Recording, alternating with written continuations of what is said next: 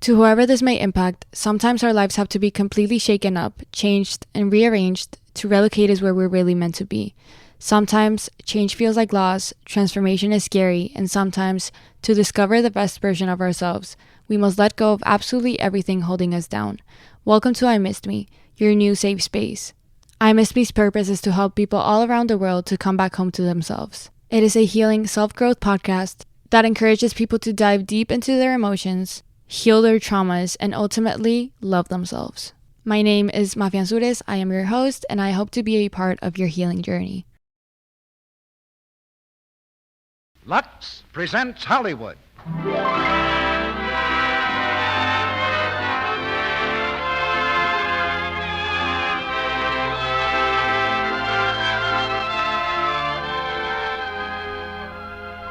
The Lux Radio Theater brings you George Brent, Olivia de Havilland, and John Payne in Wings of the Navy. Ladies and gentlemen, your producer, Mr. Cecil B. DeMille.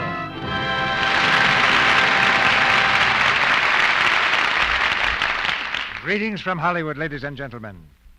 Brave men going down to the sea in ships have written a glorious history for the United States Navy. Over the years, they've brought new honor to the great names of John Paul Jones, Stephen Decatur, Oliver H. Perry, and Admiral George Dewey. In ships of wood and ships of iron, under sail and steam, they've served notice to the world that this land must be respected. Today, that tradition lives on in ships of steel that guard the ramparts of the sea, and in ships of silver that guard the ramparts of the sky, our first line of defense. This new frontier of the air provides the background for tonight's exciting drama, Wings of the Navy. And we have the original stars of the Warner Brothers picture, George Brent, Olivia de Havilland, and John Payne. It's a saga of those men of destiny who do their daily work at 200, 300, 400 miles an hour. We throw the spotlight on two of these men, two brothers, played tonight by George Brent and John Payne. They're both daredevils, and they're both in love with the same girl, which won't be hard to understand because the girl is played by Olivia de Havilland. I think it's fitting that a story like this should be brought to you by a national theater. And we're grateful to the millions of you who have made this a national theater by your loyalty to the product behind it, Lux Toilet Soap. We look to your letters for guidance in producing these plays. Your comments make pleasant reading for us, not only in what you say about our plays, but what you tell us about Lux Toilet Soap. Now there's adventure in the air and a thrill in every cloud as the curtain goes up on Act One of Wings of the Navy, starring George Brent as Cass Harrington, Olivia de Havilland as Irene Dale, and John Payne as Jerry Harrington.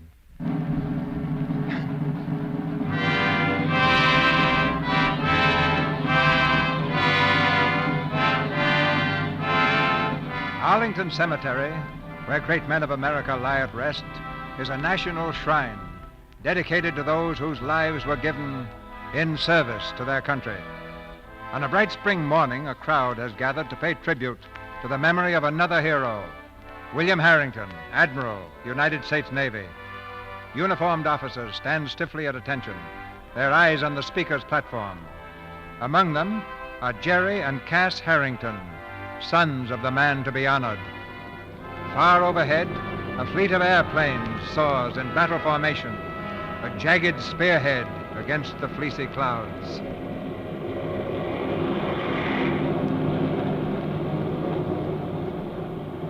And today we dedicate this monument to the memory of Admiral William Harrington. It is a small thing compared to the monument Admiral Harrington created for himself in the hearts of those who served with him. Along the coast of America and far at sea steam a majestic array of fighting craft. Mammoth battleships, destroyers, silent, deadly submarines that prowl the ocean depths. This is the battle fleet of the United States Navy. And in the skies soars an armada of steel and thunder, graceful battleships of the clouds, defying the blackness of night, breathing challenge to the fury of storm and lightning. These are the wings of the Navy. Death often rode the wings of the fleet in earlier days, but from the beginning, through sheer determination, through sacrifice of life and limb, the Navy has progressed to the point where today it can fill the heavens with the most powerful fighting force in the world. Admiral Harrington and others of his day paved the way for its existence by giving all they had to the service they loved.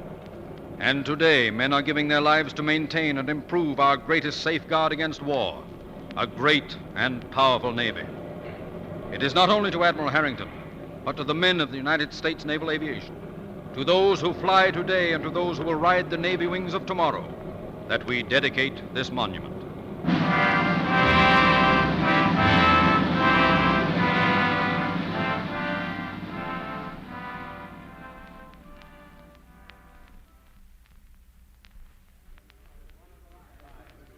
Well, Jerry, I guess we can feel pretty proud. Yeah, but it's too bad a fellow has to be gone 10 years before they start praising him. He's not gone. He had a peculiar belief in immortality, Jerry. He believed that so long as there was a Harrington in the Navy, he'd be part of it. I guess that leaves it up to us. Well, Lieutenant Harrington, just a moment, will you please? Yes, what is it? I'm from the Daily News, Lieutenant. Can we get a picture of you? Sure, go ahead. Well, thanks. Okay, Herb, over here. Oh, say, young fella, you. Who, me? Yes, would you mind stepping aside, young fella? We just want Lieutenant Harrington in this. His name is Harrington, too. He's my brother. Yeah, but he ain't news. What's he do? He's in the submarine service. Oh, the Hawk's got a turtle for a kid brother, eh? Lieutenant, I understand that you have designed a new fighting plane. Can you tell us about it? Oh, it's not that far along yet. Okay. All right, Herb, shoot it. Well, thanks, Lieutenant. You designed a new submarine, young fella, and you'll get your picture in the paper, too. Come on, Herb, there's an admiral over here. Well, I guess he put me in my place, all right. And see that you stay there. Well, I've got to get over to the field. Walking that way? Sure. You flying back to Pensacola, Cass? Yeah, I got to get there tonight. Some guys have all the luck, don't they? Hey, Cass, wait up. Hiya, Harry. Hiya. You ready to leave? Yeah. Jerry, this is Harry White. He's an instructor with me at Pensacola. Hiya. Glad to know you. Say, Cass, how do you go about getting a transfer from submarine to aviation? What? You don't? But it can be done, can't it? You haven't got that flying bug again, have you? It bites me every time I see you in the air. I want to trade this sub insignia for wings. Well, forget it. Why? Because I said so. You aren't the type. What kind of a guy is the type? Does he have to have feathers? Look, forget it. You're not going to transfer. All right, Pop, all right. But did it ever occur to you that I might grow up someday? No. You might be surprised. So long. I'll see you at the field. So long. And that's the first time I ever heard you try to unsell anyone on flying. What's the angle, Cass? Oh, Jerry doesn't like being a kid brother, I guess. The difference in our ages gave me a head start, so he's always trying to find a shortcut to top me. When we were kids, he nearly broke his neck trying to outclimb me, and he nearly drowned trying to outswim me. And if he goes to Pensacola, you're afraid he'll break his neck trying to outfly you. Yeah, that's right. Well, he might be good, Cass. He is good. But when he's competing with me, something happens to him, and he's a bust. That's why I want him to stay in the submarine service. He won't be under my influence, and he'll wind up with a record that'll make mine look like something scratched on the side of a barn. In other words, he isn't entirely hopeless. Ah, he's a great kid. I'd give him a right arm for him. While I was doing it, I'd hang my left on his chin at the same time. Well, I'll see you at the field, Cass.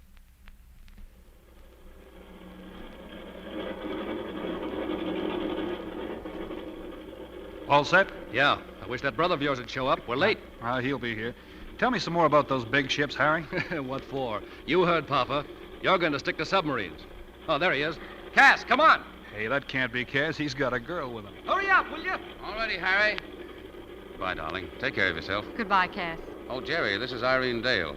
Irene, this is my kid brother. Cass! Coming. So long, darling. So long, Jerry. Yeah. See you in Pensacola. No, you won't. Goodbye. Goodbye, Cass.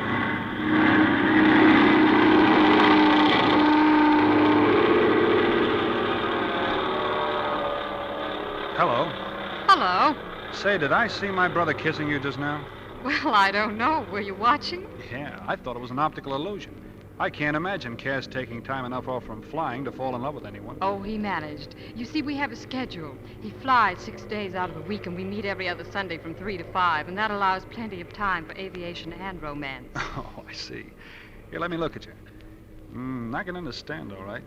You know, I just met you, but if you had a twin sister and there was a moon, I'd be asking her to share my entire fortune, consisting of 3 uniforms, a gunnery medal, and a sword. My twin sister would be flattered if I had one. Yeah, but I was talking about me. With Cass, it's different. He isn't human, you know. Really? Nope. He's just a built-in accessory to an airplane. He's got a carburetor for a heart, and it pumps blue and gold gasoline. Why, the only thing he's been in love with in the last 10 years is an air-cooled rotary engine. Oh, yes, I heard about that affair. But it's all over now. We have an understanding. Who? You and the engine? Yes, we're going to divide him. Is that Cass coming? He's awfully low, isn't he? Hey, look out! Well, how do you like that? My own brother tries to murder me. What was that he threw out?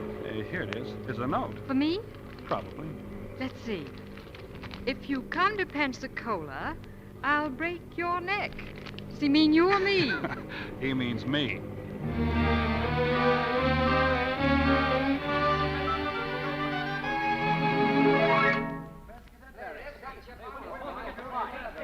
Good morning, Lieutenant. Good morning, sir. Well, what do we got here? Cadets, sir, just off the train. Are they all checked in? Yes, sir, 21 of them. My report says 22. Well, must have gotten lost. Welcome to Pensacola, gentlemen. Gentlemen, I take it for granted you are all anxious and eager to become part of the United States Navy. Let it be understood, please, that the desire to serve is highly commendable, but not necessarily an indication that you're fit for this service. You'll all be given a thorough physical examination, followed by an intelligence test. If the results are satisfactory, you'll be assigned to barracks and your training will begin. For a certain period, you'll be schooled in the mechanics of aviation. You'll fly first to observe, then with an instructor, handling the controls yourself. When you're ready, you'll be given a solo flight, to be followed in time by an examination in instrument flying. All of these are in the nature of tests. Pass them, and you'll be with us for some time. Fail them once too often, and you're on your way out. You'll each receive a rule book. You'll be required to observe every one of these rules. You must understand that they're formulated for your own good and the good of the Navy. Their purpose is to turn out the finest flying personnel in the world. Is there anything else I can explain? Yes, sir. When do we fly? Oh, eventually. Not until then. That'll be all for now, gentlemen. Lieutenant Harrington. Yes, sir. You might try to round up that lost sheep. Yes, sir. I'll take a look around the field.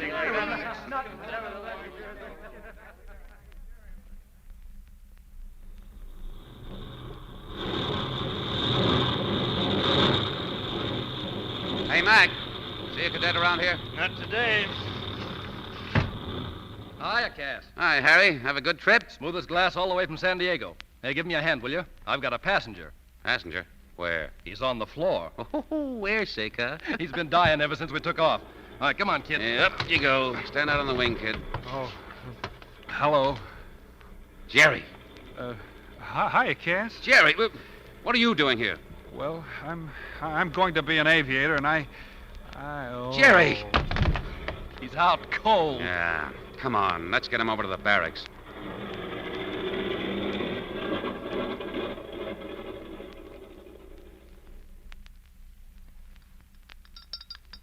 All right, now drink this. Here. What is it? It's medicine for air sickness. Air sickness. They're still laughing at you over at the officers' club. Well, you ought to knock your block off. It's a fine welcome I get to Pensacola, and from my own flesh and blood, Quit too. trying to be funny. I don't know how you wangled yourself into getting ordered here, but you're going back to your pig boats. Now you're trying to be funny. Why don't you quit before you disgrace the name of Harrington? Look, Cass, I know what I'm doing. Sure. So does a kid playing with a machine gun. Whether you like it or not, I'm going to stay here. I'm going to learn to fly, and when I do, I'm going to fly the pants off of you. Mm-hmm. I figured that was it. You don't want to be a good Navy flyer. All you're interested in is flying my pants off, and that's where you're going to be a flop. If I do, that'll be my business, won't it? All right. From now on, you're on your own. I'm going to pretend you're not here. And if you get into a jam, you'll get out of it yourself. I'm going to leave you strictly alone. Is that a promise? Yes, that's a promise. Now, come on, take your medicine.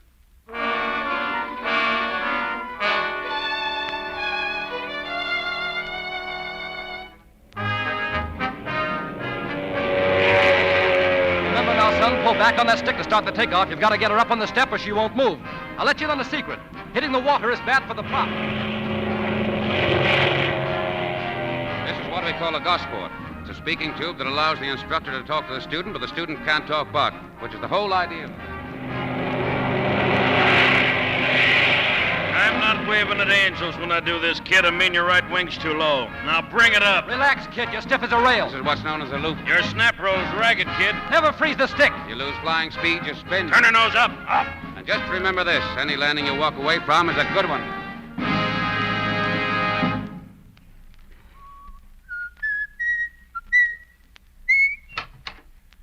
Hi, Cass. What do you think you're doing? Oh, just admiring myself in your mirror.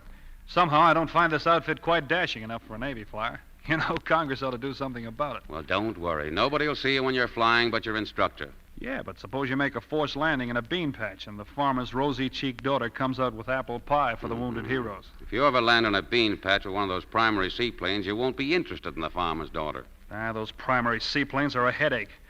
Say, Cass, is it hard to get assigned to the big boats? What's that got to do with you? Well, I want to command a big boat and take a mass flight to Midway or Alaska. That's the branch of the service with a future in it. I don't want to be a dizzy fighting pilot all my life. That's marvelous. That's marvelous. You don't know the first thing about flying, and already you're commanding big boats. Well, you can't stop a fella from hoping, can you? And you can't stop him from being a dope either. Oh, I don't know. I'm doing all right. I take my solo this afternoon. Solo? Well, you're not ready, Jerry. Don't be silly. Now, listen. There's lots of things I've been wanting to say to you. I've been watching your flying, and you're terrible. You've been fooling... Wait a minute. You were going to pretend I'm not here. You weren't going to give me any help or advice. That was a promise, wasn't it? Yeah, well, okay, Jerry, you're on your own. But try to keep your neck in one piece, will you? What's the matter? You worried about me? No, I'm thinking about myself. Irene's coming down here next week, and I don't want anything to spoil it. Okay. Say, how did she ever go for a guy like you? I don't know. I can't figure it. When do you solo? 3 o'clock. Gonna watch me? Thanks. I've got more important things on my mind.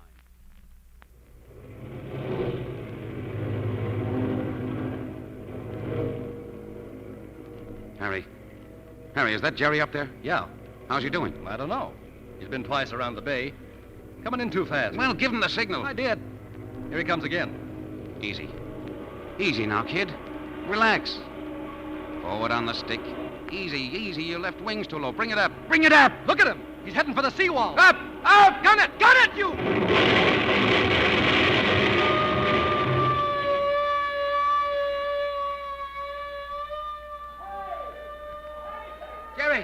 Jerry, are you hurt? Jerry! Sir, I wish to report a crash. Jerry, are you hurt? No, sir. Oh, well, it's too bad you aren't. You deserve to break your neck.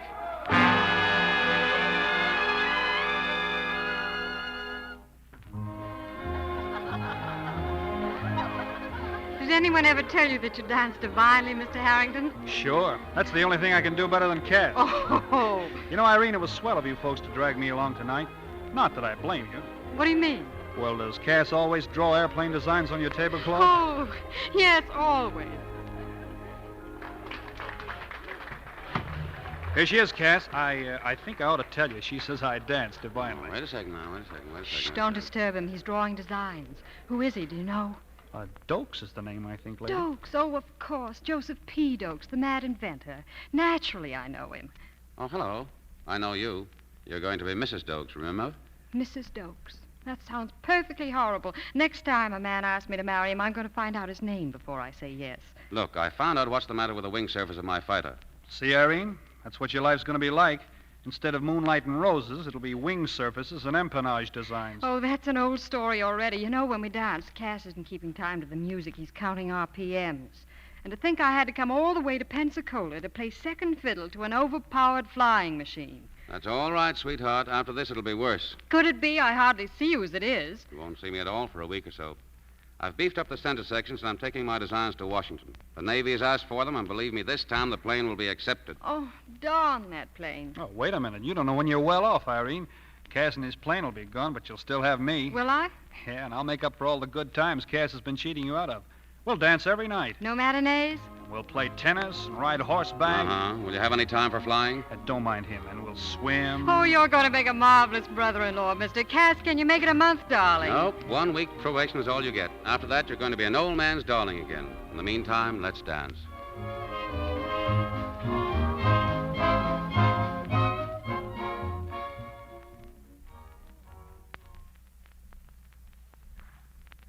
Had enough? I could swim to Key West. Well, I couldn't. Come on, get up on the raft. Give me a hand. Up you go. Bet my hair's soaked. What's the matter? What are you staring at, Jerry? You? I'm going to have to put you back in the hothouse. This outdoor life is giving you freckles. Really? Me without a mirror? Are there many? Did you ever see a turkey egg? Oh, is it that bad? Oh, don't worry. I like girls with freckles. That covers a lot of territory. I'll narrow down the field a little bit. I'll include you and your twin sister. Told you I haven't got a twin sister. Oh, that's right. But think how swell it would be if there was another one like you. I could really go for your sister. Do you think she'd like me? I think she might like you a lot. I hope so, because Well, you see, she'd be my idea of something perfect. She wouldn't be as perfect as you think. She'd be selfish, for one thing. She'd want so terribly to be happy that she'd make mistakes. And then she wouldn't have the courage to do anything about them. Sometimes she'd be pretty disgusted with herself. She wouldn't be that way at all. She'd have a lot of courage. She'd be generous and kind. Why, just being near her and helping to make her happy would be the greatest break a fellow could ever expect to have. Having you feel that way would give her more happiness than she deserved, Jerry. Look, Irene... Yes? Well, I was just thinking, Cass will be back sometime today, and... I know. He's a great guy, that brother of mine. Yes. A great guy. Jerry, let's go back, shall we? Sure. He might be in by now.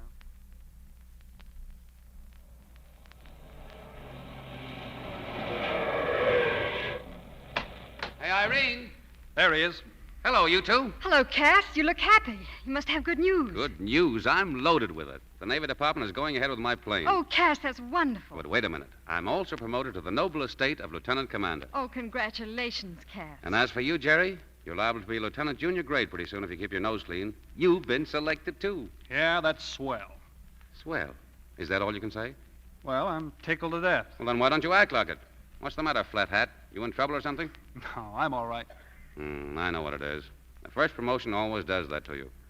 Drive me to headquarters, will you, darling?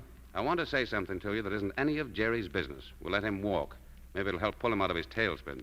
All right. Goodbye, Jerry. So long.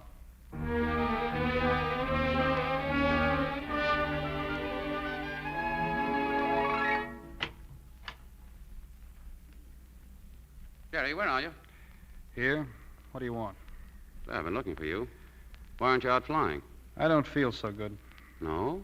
Well, I talked to the doctor, and he says there's nothing wrong with you. Did he? Yes. Looks to me as if you're just moping. Why don't you snap out of it? Well, I'm sick of flying. You're what? I'm sick of flying. Oh, you're not sick of flying. You're sick in the head. Now, all right, what is it? What's it all about this time? I told you, I'm sick of flying. Now, you ought to know you can't kid me. You've got something important on your mind. Now, what is it? Look, Cass, there are some things in my life that don't concern you. Ooh, romance is wonderful, isn't it? What are you talking about? Oh, I recognize the symptoms. Every time you get a case of love, you go Shakespeare on me. You're Romeo and she's Juliet, and you always wind up under a balcony. Who's the girl this time? None of your... There isn't any girl. Now, let's see. Now, it couldn't be that redhead. She's not your type. And the Spencer girl married that Marine. Now, let me see. I've been gone a week. Oh, there's only one you've seen. Why don't you shut up? Get out of here and let me alone, will you? Oh. I guess maybe it's serious this time, huh? Sorry, Jerry.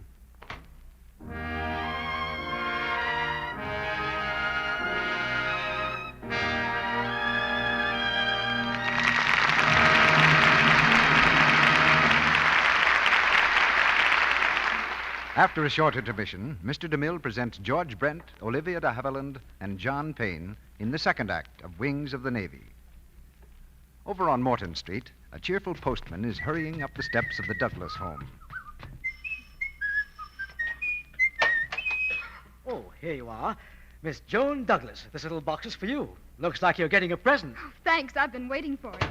Gosh, I can't wait to unwrap it. Oh, it's gorgeous. Mother, come here quick. Look what I've got. Oh, your brooch came, dear. That is handsome. Let me see it closer. Why, it's so rich looking. It'll be perfect with that green silk jersey dress. Hooray for Lux toilet soap. Dum da da dum. Dum da da dum. That's the Lux toilet soap theme Joan was humming. Did you recognize it? Lux toilet soap. And that's the answer to how you can get one of these stunning simulated cameo brooches. A brooch designed after the one worn by lovely Vivian Lee in Gone with the Wind. Now, here's what you do.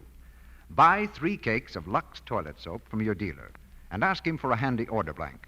Or write your name and address on a piece of paper. Send it with the wrappers from 3 cakes of Lux toilet soap and 15 cents in coin, no stamps, please, to Lux Toilet Soap, Box 1, New York City. This offer is good only in the United States. When your Scarlett O'Hara brooch comes, you'll be just as keen about it as Joan was. The pure white head on a glistening ebony background is encircled with a delicate Grecian border design. The setting is gold finished, and there's a fine safety clasp. It's a real jewelry piece you'll be proud to wear.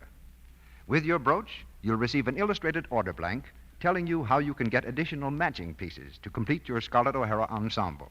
A ring, bracelet, pendant, earrings, all of the same beautiful design as the brooch, and all at amazing bargains. Remember the address: Lux Toilet Soap, Box 1, New York City. And remember, too, that gentle Lux Toilet Soap has active lather. Active lather that 9 out of 10 screen stars use for their priceless complexions. Remember, on your shopping list for tomorrow, 3 cakes of gentle white Lux Toilet Soap.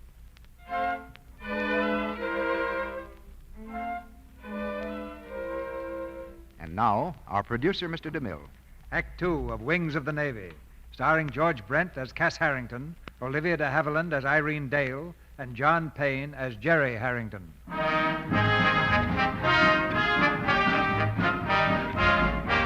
Pensacola, proving ground of Navy airmen, where fledglings try their wings.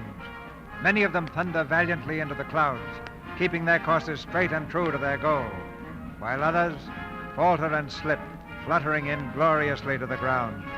One of these fledglings is just coming in, his ship bouncing crazily, sliding to a stop.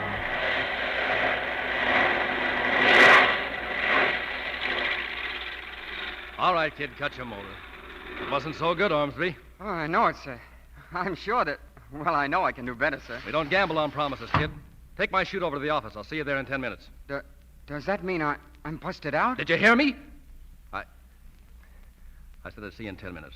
Now, go on. Yes. Hiya, Harry. Hiya, Cass. I was watching upstairs there. Kid flopped on you, huh? Yeah, bad. Gee, it's a shame. He was a good kid. I know it. That's why I hate to see him busted out. Want me to give him another check? I don't know. Might be a good idea at that. Maybe I've got the Indian sign on him. Okay, I'll do it this afternoon. Meanwhile, I'll go and have a talk with him. Thanks, Cass. Oh, don't thank me. You yanked Jerry out of his slump. If I can save a student for you, why, we still won't be even. Wait a minute. Look, Cass, watch your step. This Ormsby kid has a tendency to freeze the stick. Yeah? I had to slug him once to let go. I'll watch him. Hey, isn't that your lady friend? Yeah, that reminds me. I did have a date. See you this afternoon, Harry. Right. Cass, are you ready? Oh, hello, darling. I thought I'd come down and pick you up. Well, look, Irene, I can't make it. I've got to give a cadet a special check flight. I'm trying to save him from being busted out. Oh, I'm sorry. Well, I'll be through about 4 o'clock. Why don't you dig Jerry up? No, I think I'll just wait for you. On second thought, maybe that's a good idea. Why? Well, Jerry's undergoing a case of growing pains known as puppy love. You better not see him till he gets over it. What have I got to do with it? Well, I'm not sure, but I think you're the one he's in love with. Did he say that? No, I'm just psychic. Cass, listen. No, don't let it worry you. I know Jerry. He'll get over it in a week. He always does. So just forget it, will you? All right, Cass.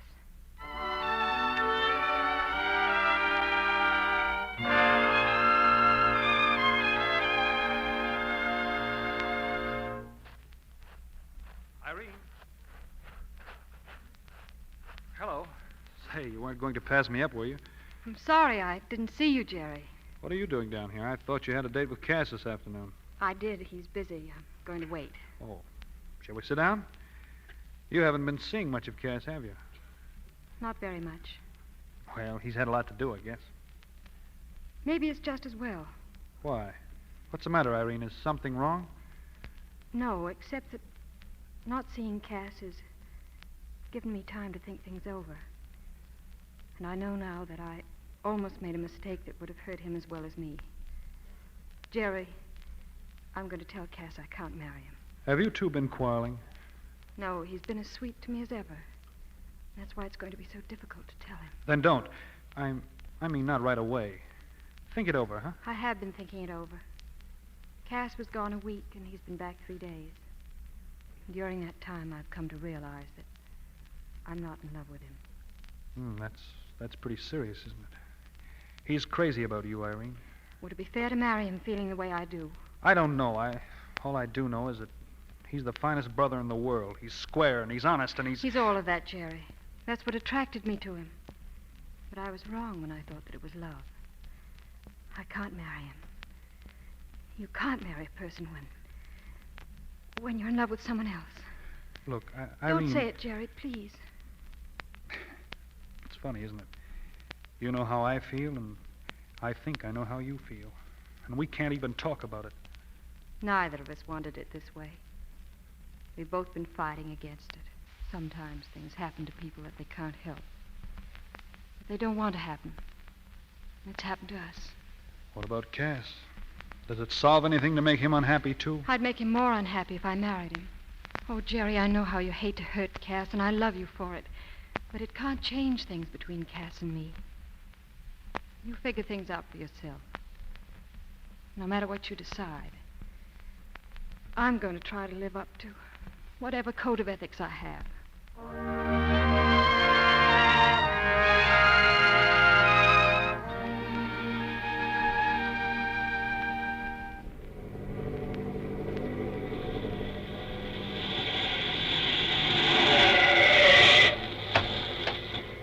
Hello, Mac. Is Cass around? No, afternoon, Miss Dale. Cass is up there with Ormsby, see? Oh, do you suppose he'll be long? Well, he's been up almost an hour right now. If anybody can take the kinks out of that kid, Cass is the man.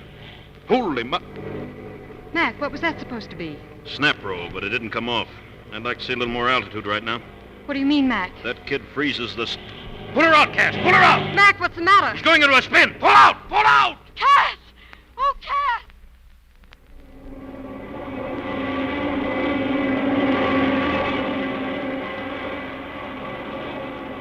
All right now. Take it easy, kid.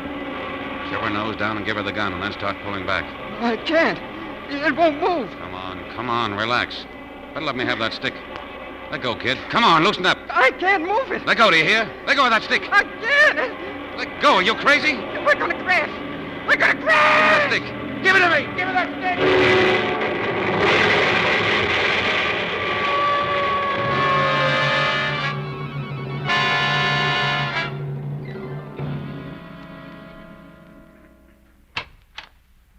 Doctor, can I go in now? I think so. How's he going to be, Doctor? Well, it's hard to say. That left leg is very bad. There's a chance he may never walk again. Don't stay too long. I won't. Thanks, Doc. Hiya, Cass. Hello, Jerry. Come in and see the cripple. Yeah, that was nice flying, mister. Aren't you the guy who was going to give me some pointers?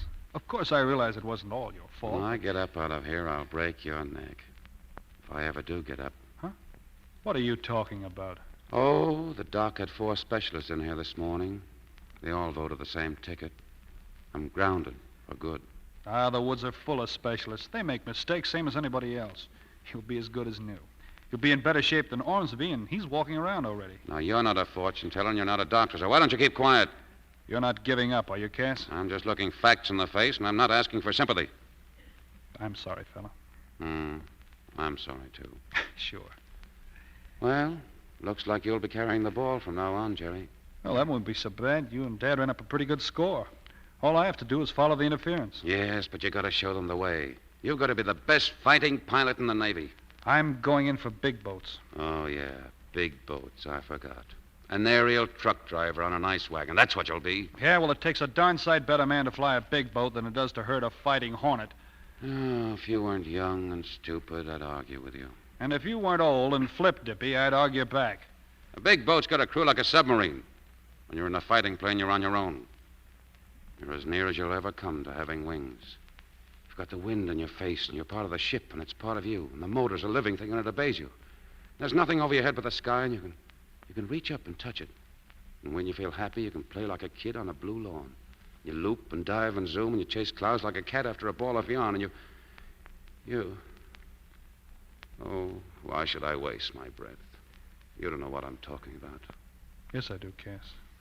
I've felt it, too. Sure. Get out, will you? I'm tired. Okay. I'll be in to see you tonight. Jerry. How is it, Jerry? They say he may never walk again. Oh. He'll have to quit the Navy. You know what the service means to him. Yes. Irene, he's lost all that now. All he's got to hang on to is... Well, all he's got left now is... I know, Jerry. Don't worry about it. He's not going to lose me.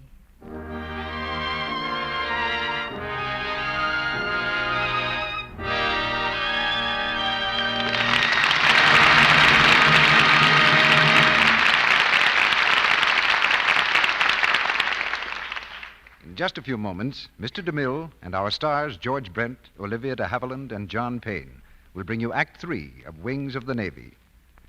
And now, let's listen in on a little conversational bridge game played by 4 charming ladies. Your deal, Mary. Before I pick up this hand, though, I'm going to ask you a question I've been dying to ask all afternoon. Where did you get that stunning cameo brooch you're wearing? Looks like an antique to me. Is it a family heirloom? Well, girls, if I didn't know you so well, I'd just let you keep on thinking that. But I can't help telling you what a bargain I got. This is designed after a brooch worn by Vivian Lee in Gone with the Wind. And how much do you think it cost me? Just 15 cents. And wrappers from 3 cakes of Lux toilet soap. When you see this handsome brooch, you'll say it's simply stunning. It's a simulated stone cameo, a pure white head on a jet background, encircled with a handsome Grecian border in black and gold. It's the kind of expensive-looking jewelry piece that looks equally well with a frilly blouse or a simple tailored dress. You'll get plenty of compliments on your style and good taste when you wear it, because there's nothing cheap or flimsy-looking about this pin. It's made, as expensive jewelry is, with a solid back and a fine safety clasp. Its simplicity and good taste will be applauded by the most smartly dressed women. So don't miss your chance to get this wonderful bargain. Here's how you do it. Get an order blank from your grocer tomorrow, or write your name and address on a piece of paper and send it, together with the wrappers from 3 cakes of Lux toilet soap and 15 cents in coin, no stamps, please, to Lux Toilet Soap, Box 1, New York City. And in a few days, you'll receive your pin. Think of it. Only 15 cents and the wrappers from 3 cakes of Lux toilet soap, the gentle white soap that 9 out of 10 screen stars use. With your brooch, you'll receive an illustrated order blank telling you how to get additional matching pieces for your Scarlett O'Hara set. Ring, bracelet, pendant, earrings. Act quickly. This is the last time this offer will be made on this program. Send in your order today. This offer is good only in the United States. We pause now for station identification.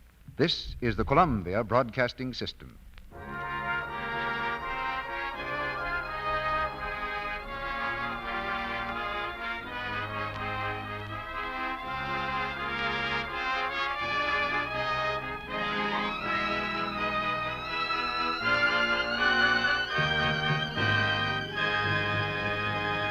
The curtain rises on the 3rd act of Wings of the Navy.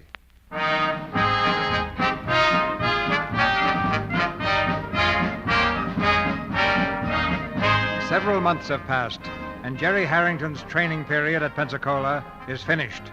The fledgling has become a hawk, serving now at the Naval Air Station, North Island, San Diego.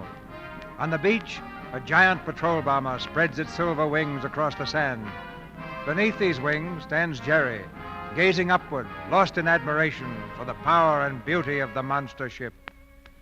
He doesn't notice the man who comes to stand behind him, a man who moves slowly, leaning heavily on a cane. If the cavalry ever got in a jam, that thing would carry a good load of hay. Is that so? Well, Cass, when did you get here? How are you, Jerry? About an hour or so ago. How's the boy? I couldn't be better. How are you, Cass? Oh, fine. I'm allowed to limp around all by myself now. No, I'm not kidding. Is that leg coming along all right? It'll do. So you're flying that big boat now, eh? Yeah. Isn't she a beauty? Not bad. Wait until my plane's accepted. We'll fly the wings off of that thing. Don't call that thing a thing. I'm going to fly it to Honolulu. When? Mass flight next month. There are 3 commands vacant, and I've got mine all picked out. Oh, still the modest boy, huh? Well, good luck. Thanks. How about coming along, Cass? I'll bet I could swing it. Save yourself the trouble. They don't want one-legged men in the Navy. I found that out when I went before the examining board. I'm grounded for good. Oh, well, there are other things beside the Navy. How's Irene? Oh, she's fine. Hadn't been for her, they'd have sewn me up in canvas long ago. Where is she? She's here, staying with relatives until they test my ship. When I get that off my mind, we're going to be married. I know she's anxious to see you.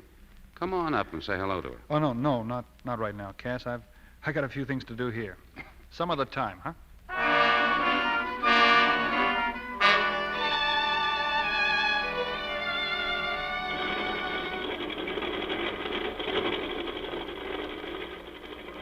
How's it look, fella? It's in great shape, Cass. And that ship of yours will pass any test they want to put it to. Swell. Keep her good and hot. We're almost ready. Right. Oh, Lieutenant. Yes, sir. Lieutenant, this is Captain March of the Bureau of Aeronautics. Glad to know you, Captain. I hope your plane comes through, Lieutenant. The Navy can use a ship like that. Well, it's passed everything but the terminal velocity test. If it passes that today, the Navy will owe you a vote of thanks. Having the Navy accept it will be thanks enough. Excuse me, sir. There's the test pilot. Steve, over here. Hi, Cass. All set, Steve? All set. How do you feel? Fine. Well, she's in perfect shape. Take her up to 15,000 feet. Dive her at least 10 before you pull her out. Try to push the needle off the dial. I'll try. Give her the works. Tear the wings off if you can. I don't think you can, but try anyway. Okay. And if you see she won't take it, don't forget to bail out in time. Listen, Cass, my wife's giving a birthday party tonight for the kids. I'll bring your crate down in one piece. Thanks, Steve, but give it all it'll take. Okay, Mac, we're ready.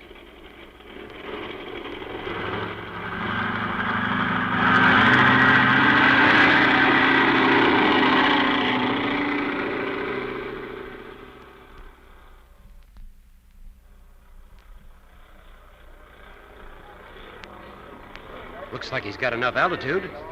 Why doesn't he turn it down? I told him 15,000 feet. He'll be coming any minute now. Good luck, Lieutenant. Thank you, sir. Jerry?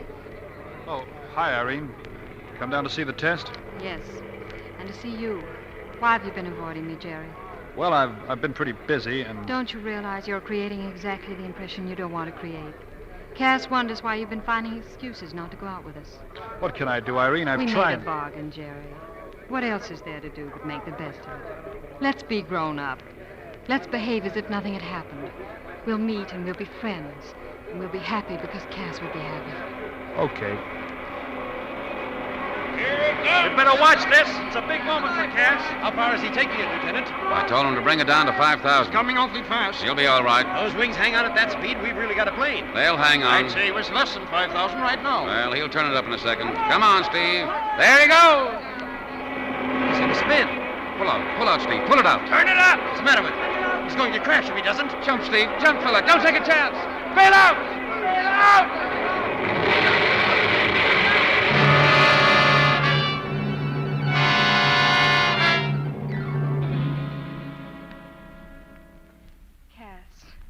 Cass, darling, please don't take it so hard. It wasn't your fault.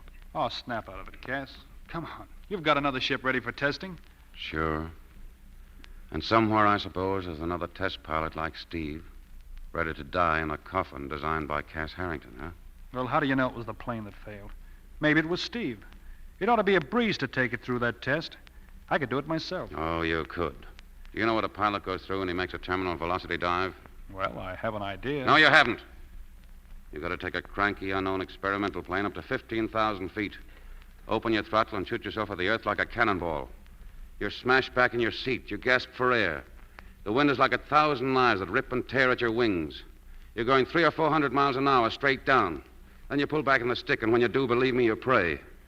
And the air's turned into a brick wall. And if the seat isn't stretched for 2,000 pounds, you bust right through it. And all of a sudden, your plane and your body are shooting upward. What's inside of you keeps on falling. Your blood drains. Everything goes black. You can't see, you can't breathe, and you're knocked out cold. And if you're lucky, you come to before you crash. And then you might find that you're in a death trap. You try to jump, and it's too late. Something like that happened to Steve today. Does that sound like a job for a kid like you? No, I suppose not. But even a guy like me can have faith in what his brother's trying to do. Am I out of place, Cass? No, you aren't out of place. And I'm not giving up. Not yet, anyway.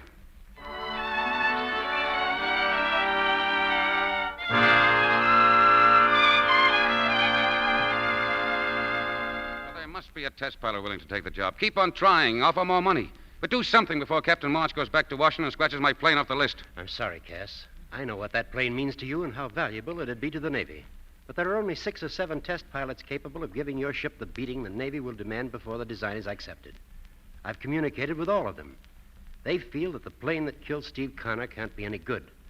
Those men will risk their lives, but they won't commit suicide. Then there isn't anything to be done? No. I'm sorry, Cass.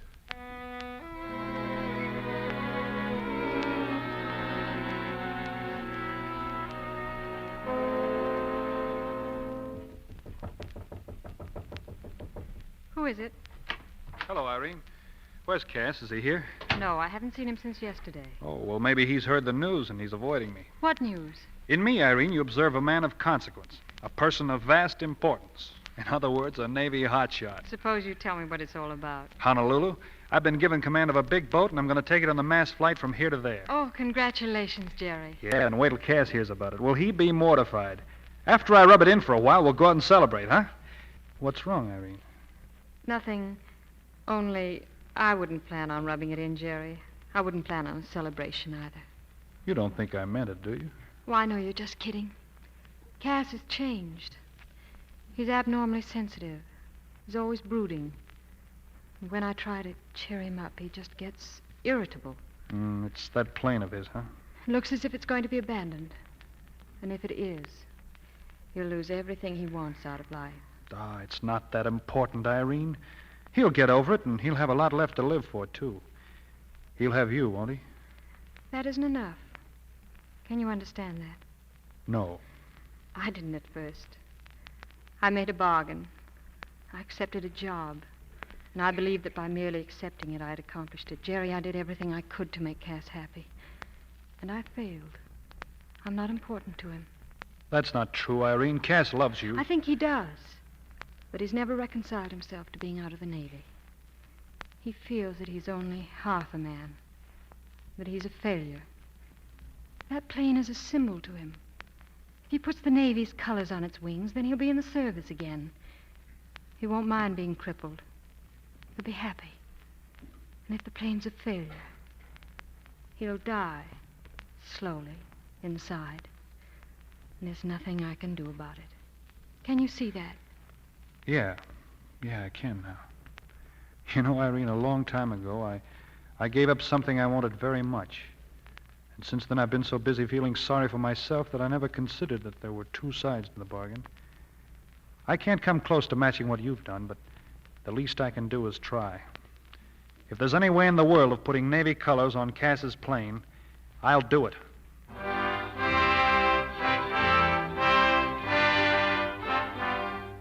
Hello, Cass. This is Brown. Listen, we've got a man to test the plane. You better get down here right away. He'll be at the field in an hour. You ready, Jerry? In a minute, as soon as the doc gets finished here. I'll be out at the ship. Make it snappy. What do you say, Doc? How am I doing? Oh, we'll be through in a minute. Stand still. I got to tape up your waist. What for? Keep your insides in place. Hold that pad right there. And draw on your stomach. You'll want this good and tight. Hey, take it easy, will you? Better than having your insides fall out. Now put on your shirt. Put this belt over your flying suit. It'll help. It'll be a good idea to yell as hard as you can before you pull out of the dive. Yell? Why? Well, that'll tighten your throat and stomach muscles still more and keep your arteries from puffing up. Here, take this scarf. Keep it around your neck. When the time comes, tighten that as much as you can. It'll stop the blood from draining out of your head. There sure is a lot to remember in this racket, isn't there? You better remember all of it, or you'll never pull out of that dive. All right, go ahead. Thanks, Doc.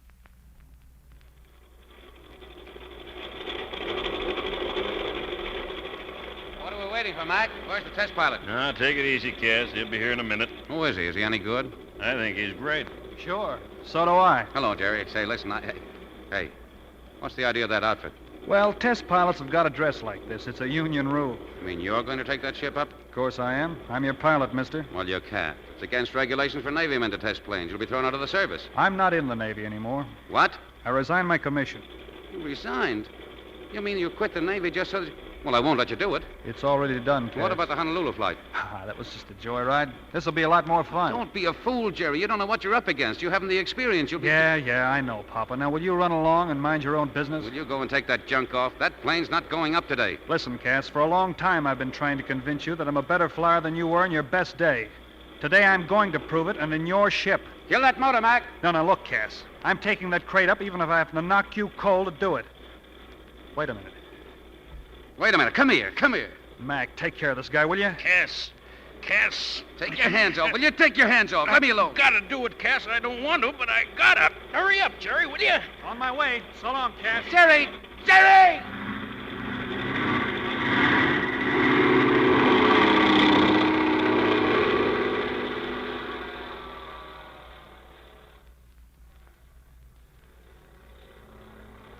Look at that ship climb. Cass, I just heard about Jerry. Cass, you can't let him do it. Well, he's doing it now. That's him up there. If anything should happen to him, if anything should happen to Jerry, When I tried to stop him, I couldn't. he may be killed. He may be... Oh, Cass. Well, there's nothing we can do about it now except to hope. Just about ready. There he goes. You know when a test pilot goes through and he makes a terminal velocity dive?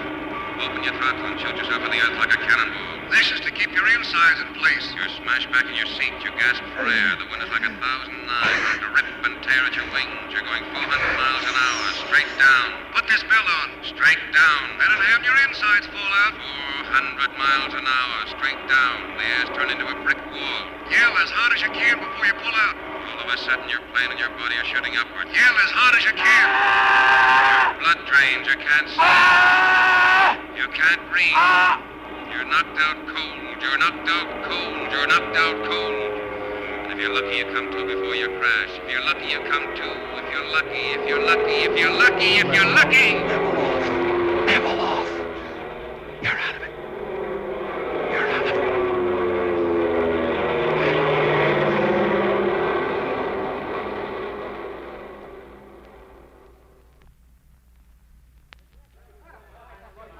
A great ship. Congratulations, Lieutenant. Thank you, sir. Oh, Irene, he did it.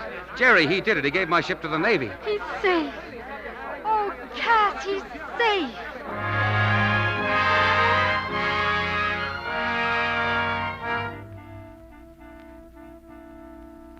If only you'd try to understand, Captain. The kid loves the service as much as any man ever did. Yes, I'm sure Yeah, but this Honolulu flight, sir, is the most important thing in his life. He gave it all up for me. Please hold up that resignation, sir. If not for my sake, for the sake of the old man. If he were alive, it would be awfully important to have one Harrington left in the Navy. I'm washed up, and Jerry's the only one to carry on. Please, sir. The Honolulu flight leaves tomorrow. I'll see that your brother has his command. Thank you, sir.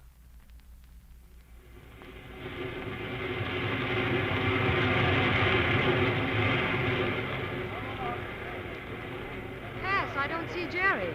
Do you suppose they've decided not to let him go? Wait a minute. Oh, there he is. Jerry! Jerry! Hi, Cass. Hello, Irene. Are they taking you, kid? That's my boat right over there. Great. You know, I hate to admit this, but I'm kind of proud of you, Jerry. Well, thanks. I've been waiting to hear you say that for a long time. Well, I've said it, so don't make me change my mind. And remember, only one Irishman got away with flying backward, so don't wind up in Cuba. Well, I've checked my compass. It'll be Honolulu or nothing. It better be. And remember, the water is soft unless you hit it hard, so don't get wet. I'll try not to. Well, I guess I better get going.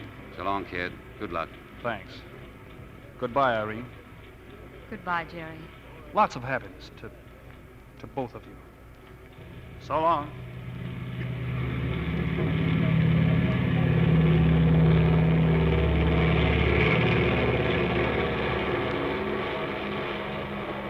It's gone, Cass. I hope he's happy. He will be. Tomorrow, a clipper ship takes off for Honolulu. You'll be on it. I'll be. Yes, you. Now that I'm cured, I'm firing the nurse. That's gratitude for you, isn't it? Cass. No, let's not have any arguments. I'm sending you to Honolulu so I won't have to support you for the rest of my life. Oh, Cass. You know, don't you? Sure. Something I should have had sense enough to see long ago. Oh, please don't think that I'm hurt or angry or that I feel cheated. Having known you for a little while gave me more happiness than I'll ever deserve.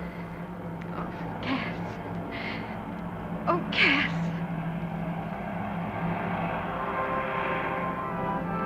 And in the skies an armada of steel and thunder, graceful battleships of the clouds, wings of the Navy.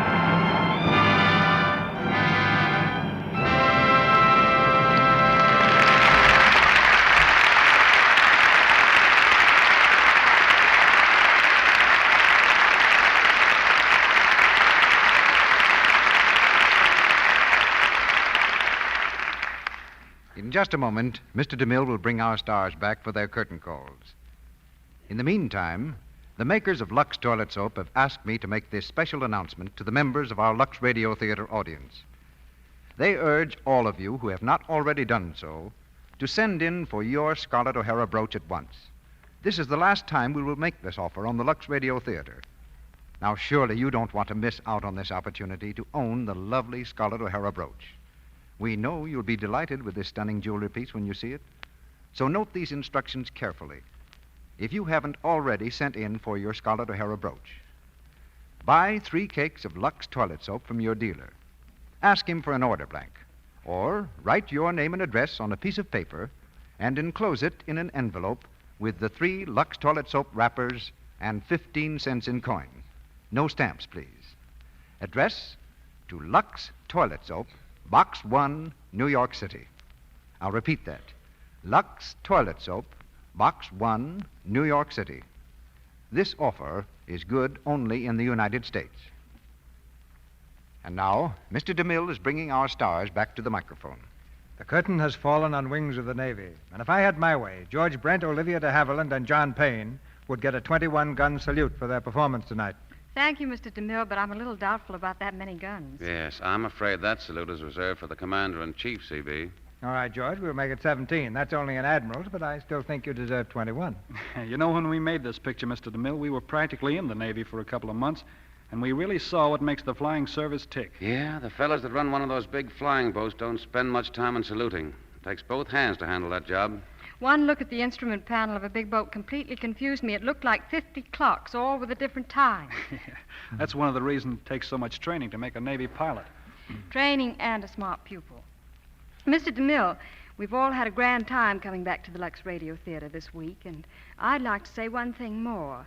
Lux soap is the complexion care I use every day, and I wouldn't be without it. And from my own experience, I know it's a soap that's really gentle. Those words ought to be sufficient for the wise, Olivia, because Lux soap never had a lovelier recommendation. And right now, I'd like to recommend our play for next Monday night. What is the bill, Mr. DeMille? Next week, John, is one of the most distinguished weeks in the history of the Lux Radio Theater. A great star makes her first appearance at this microphone, Miss Shirley Temple. Our play is one that many of you have asked for time after time, with Shirley in the leading role. It's The Littlest Rebel, a story of a little girl who taught 2 armies the meaning of gallantry. With Shirley in The Littlest Rebel, we present 2 fine actors, Claude Rains and Preston Foster. And we think that makes next Monday night a night to write home about. Well, you can't beat a combination like Shirley Temple, Claude Rains, and Preston Foster in The Littlest Rebel, CB. We'll be right at the radio listening, Mr. DeMille. Good night. Goodbye. Good night. Good night. And happy landing.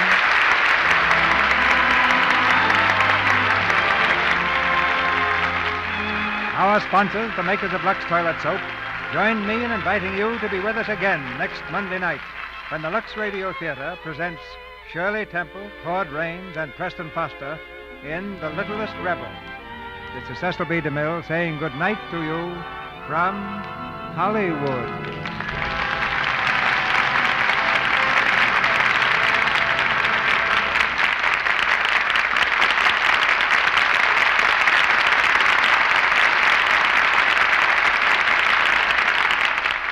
Heard in tonight's play were Tristram Coffin as Harry White, Lou Merrill as Mac, Gail Gordon as Speaker, Stuart Buchanan as Dr. Harper, Earl Ross as Captain Brown, Stanley Farrar as Captain March, Wally Mayer as Reporter, Frank Richards as Steve, and James Eagles as Ormsby.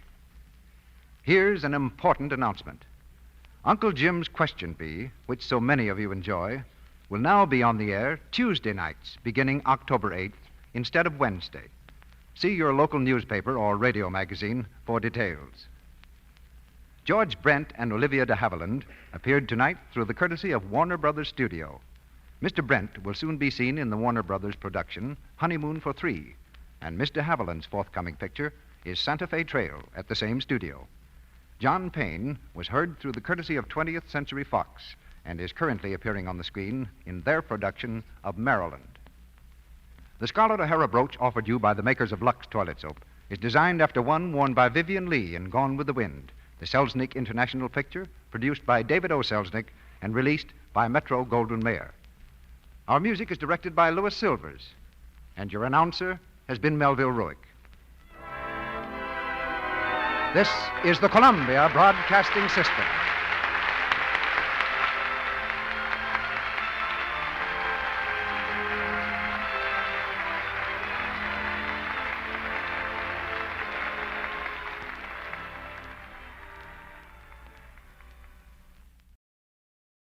To whoever this may impact, sometimes our lives have to be completely shaken up, changed, and rearranged to relocate us where we're really meant to be.